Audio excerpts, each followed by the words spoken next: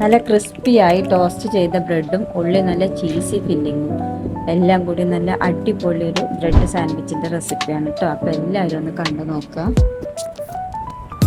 ഈ വീഡിയോ എടുത്തപ്പോൾ ഇതിൽ പെടാത്ത കുറച്ച് ഐറ്റംസ് ഉണ്ട്. അപ്പോൾ അതിൽ കോഴിമുട്ട പുഴുങ്ങിയതും ചീസും ചില്ലി ഫ്ലേക്സും 1 ടീസ്പൂൺ പാലും 1/2 ടീസ്പൂൺ തേനും ഒഴിച്ചിട്ടാണ് ഇപ്പോൾ ഈ മിക്സിയിലുള്ള ഐറ്റംസ് അടിച്ചെടുത്തത്.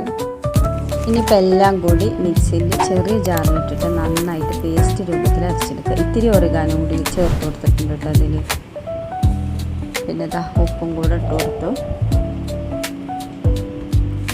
പിന്നെ പാലും ഇത്തിരി തേനും ഒക്കെ നേരത്തെ പറഞ്ഞാണല്ലോ.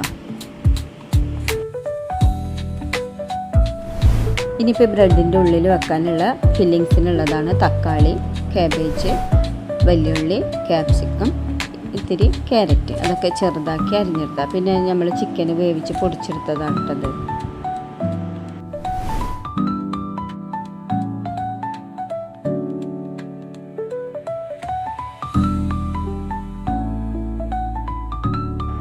ഇനി എല്ലാ വെജിറ്റബിളും ഈ ചിക്കനിലിട്ടിട്ട് ഈ പൊടിച്ചെടുത്ത ചിക്കനില്ലേ അതിലിട്ടിട്ട് നമ്മൾ നന്നായിട്ട് മിക്സ് ചെയ്തെടുക്കുക കേട്ടോ.